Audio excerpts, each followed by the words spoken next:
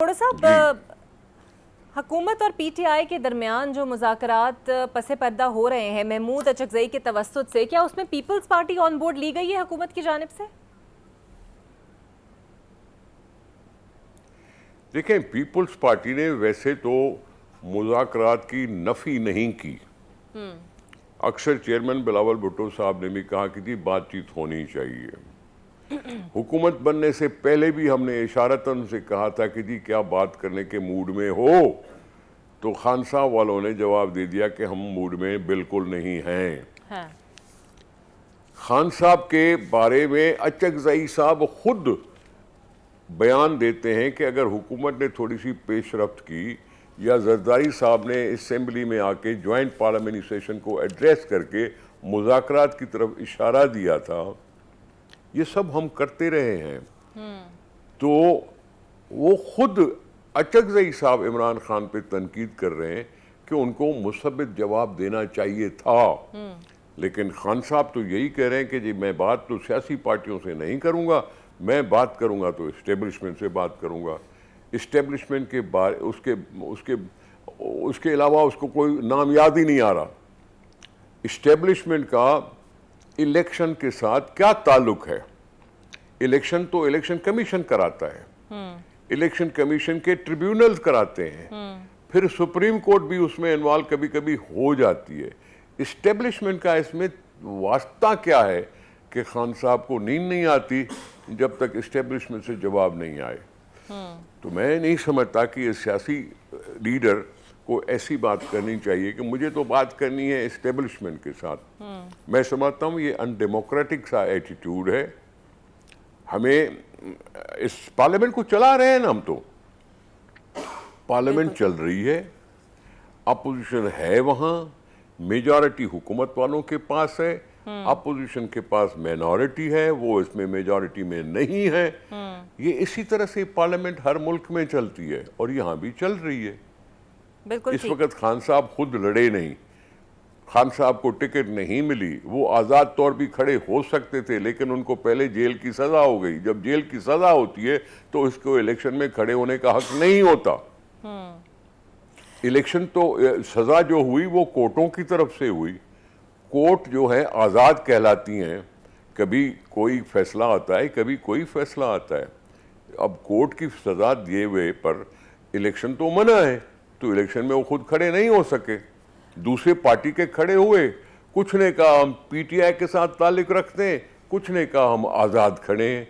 यानी पार्टी तो टूट ही गई कि कुछ लोगों ने कहा कि जी हम पीटीआई से ताल्लुक रखते हैं, नॉमिनेशन पेपर नहीं, एक एफिडेविट में उन्होंने अपना नाम दे दिया। अच्छा, खोड़ा साहब, कतई कलामी मैं की कह सकता हूं जी, कतई कलामी की माजरत चाहती हूँ सर। आज एक बात मौलाना फजल रहमान ने बड़ी अहम कही। वो कहते हैं कि हुकूमती इत्तेहाद में जाकर सियासी खुदकुशी नहीं करूंगा।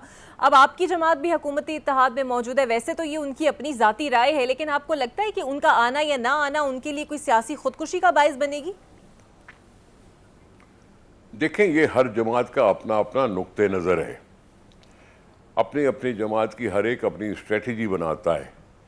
हमने कोalition के साथ बैठना इसलिए कबूल किया कि हमें जमहूरियत चाहिए थी, हमें पार्लियामेंट को चलाना था और मेजॉरिटी ही पार्लियामेंट को चला सकती है। हमने मिलकर पीएमएल-एन की और दूसरे दोस्तों की मेजॉरिटी बना दी, जिसकी वजह से असेंबली मारते वजूद में आई। हमने कहा हम सिर्फ असेंबली को चलाना चाहते हैं, जमहूरियत को चलाना चाहते हैं, आइन को चलाना चाहते हैं, हमें वजारतें नहीं चाहिए। हम आपकी मदद करने को बैठे हैं अपनी जगह पे, ये हमारी स्ट्रेटजी थी। मौलाना साहब इस स्ट्रेटजी में हमारे साथ शामिल होना नहीं चाहते, ये उनकी पार्टी की पॉइंट ऑफ व्यू है कि वो नहीं बैठना चाहते। वो अपोजिशन का किरदार अदा कर रहे हैं, हम कह रहे हैं आपको दुआ है, आपको दुआ है, आप किरदार अदा करते रहो।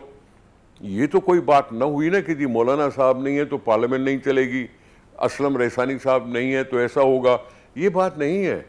हम सारे अपोजिशन का किरदार भी अदा कर रहे हैं, हुकूमती किरदार भी अदा हो रहा है। तो मैं नहीं समझता कि इस तरह से कोई फर्क पड़ता है। ठीक है, अगर मौलाना साहब समझते हैं कि जी कोalition में आने के बाद वो अपनी खुदकुशी करेंगे। तो फिर मौलाना साहब को याद होना चाहिए कि पीडीएम की सरबराही में हुकूमत जब बनाई थी उसमें भी थे। हाँ। तब भी तो हालात ऐसे ही थे ना, तब भी तो हालात ऐसे ही थे ना। उस वक्त तो पीडीएम के वो सरबराह थे। अच्छा, और इमरान खान को उतारने के बाद बिल्कुल सही। निसार खुर्रम साहब, इस तमाम तर सूरत हाल के अंदर जो बातें हो रही हैं और जो खदशा बानी पीटीआई को वो है कि शायद उनका फौजी ट्रायल ना करवा दिया जाए, और ऐसी भी इतलात है कि शायद फैज़ हमीद भी वादा माफ़ गवाह बन सकते हैं, या और भी कोई बहुत ही अहम लोग उनके खिलाफ वादा माफ़ गवाह बन सकते हैं। तो आपको लगता है कि फ़ौजी ट्रायल होना चाहिए, ऐसा खदशा जो उन्हें है, आप इसके हक़ में हैं या मुखालफत में हैं? देखिए, बात सुने, वादा माफ गवाह तो मसूद महमूद भी बन गया था भुट्टो साहब के खिलाफ। हाँ। भुट्टो साहब तो ड्यूली इलेक्टेड प्राइम मिनिस्टर थे। उसके लिए तो इमरान खान साहब भी कहते हैं कि 70 वाली इलेक्शन ही वाहिद इलेक्शन है जो फेयर, फ्री एंड ट्रांसपेरेंट थी। क्रेडिट तो उसको इमरान खान साहब भी देते हैं, भुट्टो साहब वाली इलेक्शन को। फिर उसके खिलाफ भी कोई न कोई वादा मुआफ गवाह बन गया था। और फैज हमीद सुना है कि इनके बहुत करीब थे, सुना है कि इनकी काफी बातें जानते थे। वो बनता है वादा मुआफ या नहीं बनता वादा मुआफ, मैं अभी कह नहीं सकता। उसको खदशा क्यों है, खान साहब को ये खदशा क्यों है कि वादा मुआफ गवाह बनेगा, और उसको क्या क्या पता है कि जिसकी वजह से वो डर रहा है।